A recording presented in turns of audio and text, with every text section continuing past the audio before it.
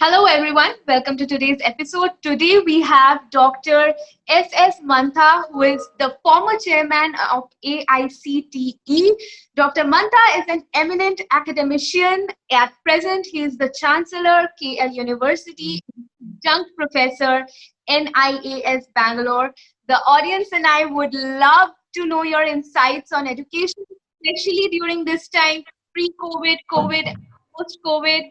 So yeah, the first question, Dr. Mantha, that I have for you is something that every eminent academician is being asked in today's time, and that is, how do you see learning and education post-COVID-19? Oh, I mean, a lot of education has been disrupted in some sense, education at every level. And the higher education, be it in the colleges, be it in, the higher educational institutions, has always been completed on time. And this probably time halfway through March, we had this pandemic, and that has really put a lot of pressure on the system.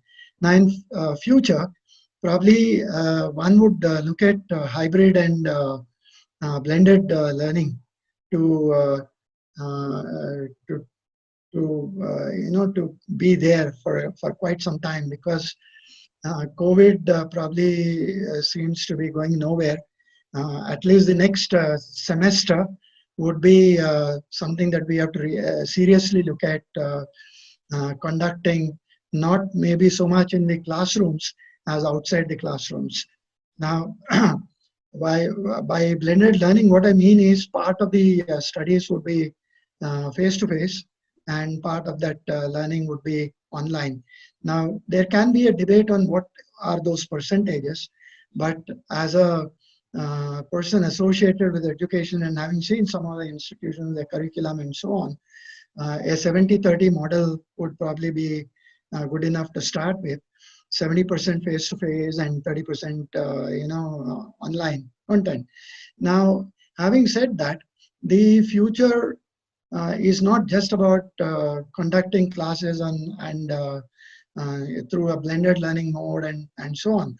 There are several hands-on skills, competency-based skills, and that are required, which will require to work with hands and so on. So a lot of social distancing methods have to be used within the labs and workshops where the students would go or would be required to go, and that becomes a way of conducting the practicals maybe in time to come. And some of the classes probably would need the institutions to work in two shifts, and half the batch coming in the morning, the other half coming in the afternoon, or maybe working on alternate days, and some such models will eventually evolve. But having said all that, the future probably is we are actually moving towards a concept called virtual universities, and the idea is very simple. There's a lot of content available outside, good content, with maybe the Government of India portal like Swayam, or the third-party, content providers like, Coursera or Udemy or Udacity, edX, and so on. So universities will also look at collaborating with each other and bringing the best of the content, whether it's in-house or subscribed content, and they will pool the content together. For example, a certain university may have good faculty in physics. Some other university or institution may have good faculty in mathematics and so on. So eventually they all have to collaborate together, bring in the best of the content, create a good learning management system, like maybe a Moodle platform or Canvas or Blackboard, something like that. Put all this content together on the learning management systems. Look at the generating the data analytics that binds the students, the faculty, all of them together. And therefore, we are moving towards virtualization of education, which allows the concept of personalized education. No longer the institutions would be, good enough if they say we are the people who decide, and you are the guy who studies on the other end. So the entire paradigm will move from a faculty-centric and institutional-centric model to a student-centric model, where he decides what is to be studied, how is it to be studied, at what pace it is to be studied, and he may even put different courses together and create his own certification programs, his own diplomas, his own degrees. And that's the personalization that I'm talking about. And even the content will have to be completely re-engineered to fit the requirements of a student. So the idea is the entire education will be kind of democratized, and a lot of technology will come in. Digital use of digital technology will be extremely high, and the experiential learning part and the immersive learning part will all come from using gadgets of the augmented reality, virtual reality, and so on. So the entire scope of education is much wider now. It will be more of distributed learning and less of single person driven activity. So the future universities, future education has several challenges. At the same time, it has several opportunities in learning in different ways. And actually it gives you a method of reaching everyone who is unreached, which was only talked about before, but now it's perfectly possible. Right. So, Dr. Mantha, you actually mentioned and highlighted AR, virtual reality, etc. And I would love to let the audience know that Dr. Mantha is actually specialized in robotics. And from that comes my second question, actually, that it is said that AR, VR, robotics is the future, especially post COVID-19. So, I would love to know your take on that. How do you think it is going to affect the education industry? Oh, absolutely. I mean, robotics has a great, use in terms of the way industry is evolving today. People talk about Industry 4.0 and so on. Now, fundamentally, what happens is in the very early days, we had hard automation where things were designed to do a set of jobs and so on. And subsequent to that, people built in programming into automation, and therefore some flexibility was built into what could be manufactured and what range could be manufactured and things like that. Subsequent to that, we had the ultimate in automation, which probably is robotics. And very simply put, robota is a Czech Republic word, which means forced labor. So if if you design a machine which functions like a human being and or a part of human being with the skill sets that are defined by the different actuators, different sensors that are built onto the system, then you're basically building a automated device which can be programmed, reprogrammed, and so on. So in a future industry scenario, you will have several of these kind of machines, and also other machines equally in a automation mode would be doing most of the routine jobs, and also the jobs which are basically hazardous and things and so on. Now, there was a concept when a few years back when we had systems where human beings could talk to machines. Machines in the very early days, human beings used to talk to human beings and get things done. A certain phase evolved where human beings could talk to machines. Today, in a Industry 4.0 scenario, machines talk to machines, and those kind of capabilities are, so therefore there are self-corrective measures taken and so on. So the low end unskilled jobs probably would just vanish in times to come, where automation would take over that scene. But having said that, a lot of artificial intelligence is also being built into these machines, so that the decision making can become more autonomous and so on. So the idea of Industry 4.0 is moving towards a concept of complete very high level of automation. Now this concept also needs labor 4.0, which means skills that are required in order to fit into a scene like Industry 4.0. So the skills revolve around understanding robotics, they evolve around understanding artificial intelligence, and how does the concepts of artificial intelligence, they help in making life easier in terms of taking decisions and so on. So the institutions, the universities, they all will have to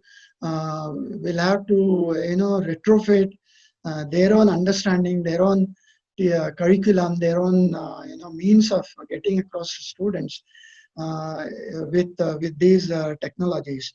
Uh, and there are any number of other technologies which are required, which we in the IT arena we call as hot skills, and they also would be a world of good from a student's perspective to learn. But yes, artificial intelligence is probably there in every single conceivable device that we can think of. It's there in washing machines, it's there in the vehicle that we drive, it's there in a smartphone, it's probably there in the traffic system that the city uses, the smart cities. The expanse is absolutely very, very large. So you mentioned before that you believe more in blended learning, which is more 70% of face-to-face and the rest of it is online. But there is also no denial in the fact that the COVID-19 pandemic has forced the university and educational institute, not only in India but worldwide, to suspend the traditional way of classrooms and shift to online learning. So do you see that e-learning is taking the place completely of the traditional classroom, and why? Why do you think whatever is going to happen that is? See, the fundamentally what has happened is the development cycle that was envisaged for online learning, and has been compressed by the pressures that have been brought about by the pandemic. But over a period of time, the online learning has also evolved, and there is a lot of development that has taken place in terms of using online education and so on. Now, obviously, there are challenges within the online use of online education, and whether it will completely replace the classroom model is something that the time will tell. The time that was available when the pandemic hit us was very, very, very short, and therefore and some of the content was already done. Probably 70% of the curriculum was completed by that time, and therefore people resorted to they had to perforce do that, move on to a complete online learning mode. But as time goes by, like we all know, engineering, technology, they are applied sciences, and everything can't be virtual in an applied science mode. Or if one were to say, can medicine be online? It can't be. There are hands-on skills that are required and so on. So therefore, it's very necessary to go back to the lab for some time, go back to the research centers for some time, do some hardcore experimenting, though there are concepts like virtual labs and so on, but they can't replace the actual any amount of videos and any amount of seeing can't possibly give you an idea of what a IC engine would be, than going to a lab and actually looking at a IC engine, working with it, and measuring the parameters, and doing maybe a heat balance experiment on that, and so on. So therefore, there are several skills that will require still hands-on working. So, but if the pandemic has a very pronounced effect in time to come, what people must do is evolve the social distancing, requirements, and work out a method of going to the lab in smaller numbers, doing those experiments hands-on, and substituting some of that work with good video content and so on wherever possible, and sorry, adding the online learning, the learning part of the theory part of it, conceptually, the concepts and so on will have to be learned online, and there are several ways of doing that, even within online methodologies. The blended learning itself has several possibilities. There is an a la carte model, there is a flexible model, and so on. So everything depends on what kind of interaction you need between the students on one side and the faculty who handhold on the other side. One important thing that must happen here is teachers must unlearn and relearn and those kind of things, because now their role will not be exactly one of a teacher in a classroom, but they will need to become guides and mentors. They'll have to handhold the students for the online content that is being given, and so on. So therefore, a lot of interactive sessions must happen, where the teacher comes on at the end of let's say 15-minute online content, and then handhold the students and take them through the learning phase, and so on. So a lot of those things will continue to happen in time to come. But I don't think, at least from a technical education perspective, complete online is possible. There are several other disciplines where complete online is certainly possible. I can give you an example here. In fact, many of us would probably be feeling that music cannot be taught online. But you must be knowing Shankar Mahadevan has a portal where he teaches music online. So the possibilities are many. One needs to be enterprising and innovative enough. Right. I absolutely agree with you over here. So I have the last question for the day, and that is, we all know that an effective regulatory evaluation is extremely important, especially in college and university.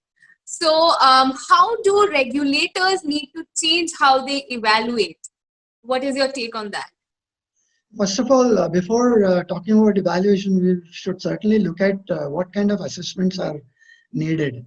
All the accreditation agencies, whether it's NAC or NBA or whoever that is, they all insist on continuous evaluation as a very necessary part of the learning system.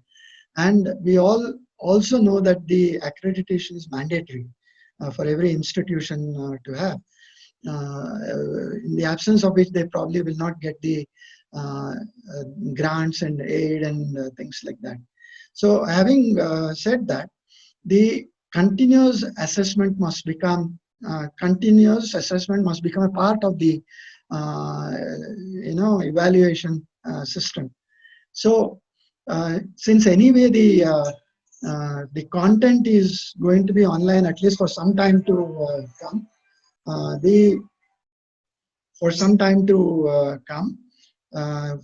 the modules which are designed in a good content portal would be small and of small duration and very, very effective, and there are a set of questions that follow the unit, and so on. So if there is a 60-hour course content of 4 credits, which has to be delivered in a typical classroom, there will be probably a 15-minute sessions of coursework online, and each one will be followed by a set of questions and so on. So there is a continuous assessment that is happening all the time. Now, when a student goes through this, the skills are measured in that process.